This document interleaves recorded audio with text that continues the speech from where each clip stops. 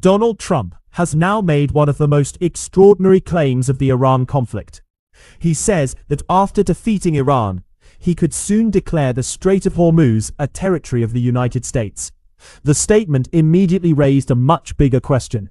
Can the American president actually claim control over one of the world's most important waterways? The Strait of Hormuz sits between Iran and Oman and connects the Persian Gulf with the Gulf of Oman. It is a critical route for global energy supplies, with roughly a fifth of the world's oil and gas passing through the area under normal conditions. So why does the Strait of Hormuz matter so much?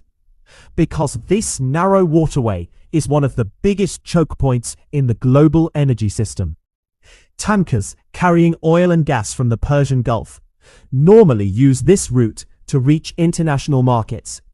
That means any major disruption can affect not just Iran or the United States, but countries and consumers around the world. And the situation is already extremely tense. Shipping through the strait has been heavily disrupted, while the United States is maintaining a naval blockade against Iranian ports. The Pentagon says the US can keep that blockade going indefinitely by rotating naval forces in the region. But Trump's statement about making Hormuz American territory is where things become much more complicated. A president cannot simply turn an international waterway into US territory by making an announcement.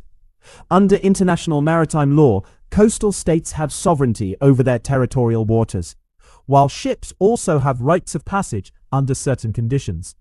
The strait is bordered by Iran and Oman, making any attempt to change its legal status a major international issue.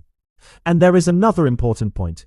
Controlling a waterway militarily is not the same thing as legally owning it.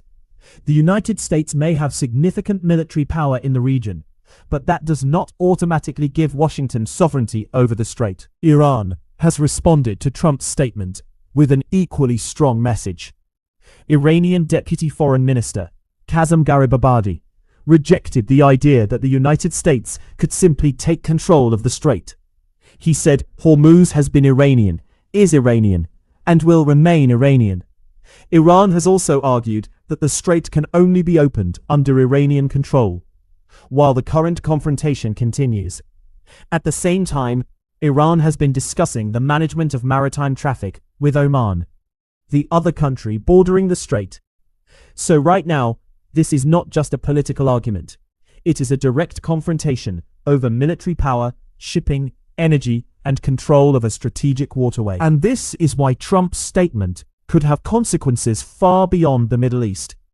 If the confrontation around Hormuz continues, energy markets, shipping companies, and countries dependent on Gulf oil and gas could all feel the impact. Oil prices have already been affected by the disruption, while tanker traffic through the strait remains severely reduced. Trump is presenting control of Hormuz as part of his pressure campaign against Iran. Iran, meanwhile, is refusing to surrender control of the waterway. So the biggest question is no longer simply whether Trump wants to claim the strait. The real question is whether the United States can turn that threat into an actual policy without triggering an even bigger military and diplomatic crisis.